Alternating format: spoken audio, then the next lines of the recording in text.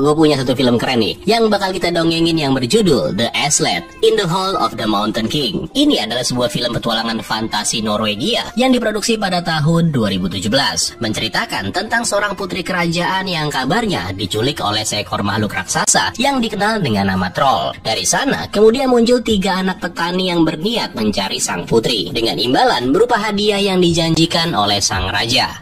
Apakah mereka berhasil? Atau ketiga orang tersebut bakal menjadi bulan-bulanan si makhluk raksasa? Kalau gitu langsung aja kita ke alur ceritanya. Mulai dengan sebuah kisah tentang legenda makhluk raksasa yang konon kabarnya makhluk tersebut berada di salah satu gunung tertinggi dan yang paling menakutkan di antara yang lainnya. Sosok legenda itu seringkali disebut sebagai troll atau si raja gunung. Sementara itu di suatu lokasi ada seorang putri raja yang bernama Christine. Dia ini lagi galau cuy. Pasalnya si Christine bakal dipaksa menikah sebelum umurnya menginjak 18 tahun. Kenapa dipaksa menikah? Karena kalau dia belum menikah di usia 18 tahun, konon kabarnya si Raja Gunung bakalan datang dan membawanya pergi. Namun bagi Christine sendiri, dia nggak pernah percaya dengan cerita-cerita legenda seperti itu. Sebenarnya bukan nggak ada yang mau sama si Christine ini, banyak yang mau ngawinin dia. Cuma masalahnya Christine-nya nggak mau sama orang-orang tersebut. Nah karena nggak ada pilihan, akhirnya sang ayah memperkenalkan Christine sama seorang pangeran dari Denmark yang bernama Pangeran Fredrik. Ini dia. Deres kongelige højheder. Velkommen. Nah, malam harinya Raja lalu mengadakan jamuan makan malam untuk menyambut Pangeran Fredrik. Selama acara berlangsung, Fredrik bercerita pengalamannya tentang berburu seekor beruang yang berhasil dikalahkannya. Nah, apa yang baru aja ditunjukkan oleh Fredrik itu ternyata malah membuat Christine menjadi semakin enek. Yang mana si Christine akhirnya menolak untuk menikahi si pangeran. Mengetahui hal tersebut, sang ayah jadi marah. Dia bahkan memaksa Christine supaya mau menikah dengan Fredrik. Dan akibatnya, Christine yang udah gak punya pilihan dengan terpaksa kabur dari rumah. Singkat cerita, di tengah jalan ketemulah dia sama seorang anak petani yang bernama Aspen, yang tanpa sengaja membuat si Aspen ini terjatuh ke dalam sungai.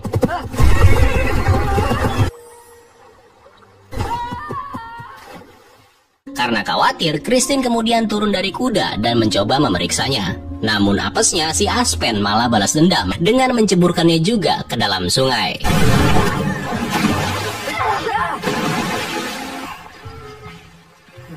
Dari sana, Aspen lalu memperkenalkan dirinya. Meskipun Christine sendiri nggak menyebutkan namanya, tapi si Aspen tetap baik hati dengan menawarkan buah-buahan yang ada di dalam tasnya untuk dimakan bersama-sama. Nggak berapa lama kemudian, Christine lalu memutuskan untuk pergi dan berpisah dengan Aspen. Dari sana, Aspen lalu kembali pulang ke rumahnya dan bertemu dengan abang-abangnya yang bernama Per dan juga Pal yang lagi sibuk bekerja. Ayah mereka lalu datang dan menanyakan perihal buah-buahan yang dititipkan oleh sang ayah. Nah, dengan polosnya nih, Aspen lalu membuka tasnya yang udah kosong dan hanya menyisakan 1 buah kentang. Aspen lalu mencoba menjelaskan tentang apa yang baru aja dialaminya. Namun sang ayah nggak mempercayainya. Yang mereka butuhkan sekarang adalah makanan untuk dimakan, bukannya cerita atau sebuah alasan. Nah, karena mereka butuh makanan nih, akhirnya sang ayah bersama dengan Per dan Pal memutuskan untuk pergi berburu tanpa mengajak Aspen yang bisa aja mengganggu pekerjaan mereka nanti. Sang ayah juga meminta kepada Aspen supaya tetap berada di dalam rumah dan jangan ngelakuin hal-hal yang aneh. Malam harinya nih, ketika Aspen lagi bermain api, tiba-tiba dia mendengar suara-suara aneh di luar. Karena penasaran, Aspen lalu mengintip dari jendela, di mana sesaat kemudian Aspen lalu mengira kalau dia baru aja melihat sosok dari troll. Dia lalu mengambil besi yang ada di dalam api unggun dan mengayunkannya sambil berkata, "Aku tidak takut dengan troll." Nah, tanpa disadari nih, apa yang dilakukan oleh si Aspen malah membuat seisi rumah terbakar oleh kobaran api.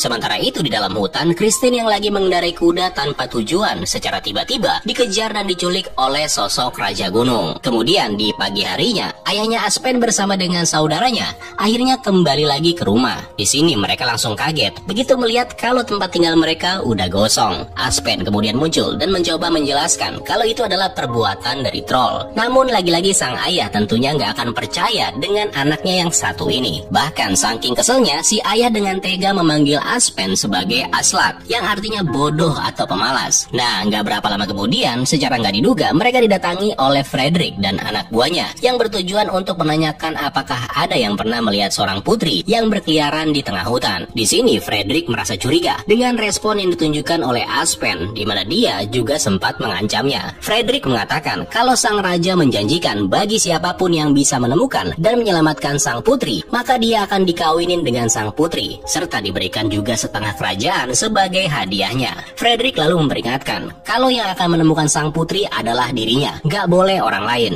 Titik. Nah, setelah Frederick dan anak buahnya pergi, ayahnya Aspen yang baru mendengar cerita tadi rupanya mengirim Per dan juga Paul untuk mencari sang putri. Si ayah sepertinya mikir, kayaknya cara ini bisa buat mengembalikan lagi rumah mereka yang udah hancur. Di lain sisi, Aspen ternyata udah nggak dianggap lagi, dimana sang ayah lalu memutuskan untuk mengusirnya, dan dia berkata jangan pernah kembali lagi ke sini. Dengan perasaan sedih, Aspen kemudian pergi meninggalkan sang ayah dan memilih untuk mengikuti kedua saudaranya. Ketiganya lalu memulai pencarian untuk menyelamatkan sang putri. Di perjalanan, Aspen menemukan sebuah cermin dan juga helm yang menurutnya kedua benda tersebut mungkin aja bisa berguna bagi mereka nanti.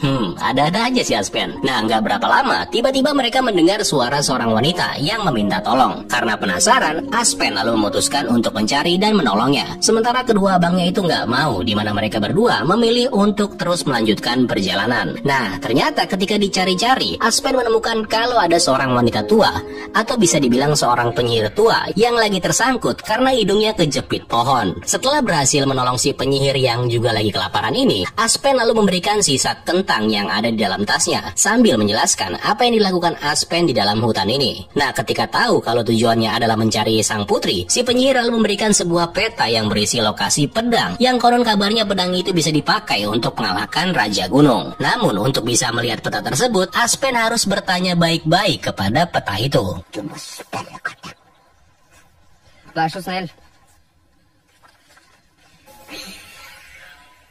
Next, kemudian setelah berpisah dengan si penyihir, Aspen kini melanjutkan perjalanan sendirian. Berbekal petunjuk dari peta tersebut, Aspen terus berjalan sampai kemudian dia menemukan sebuah benda kecil yang ternyata itu adalah jepit rambut milik sang putri.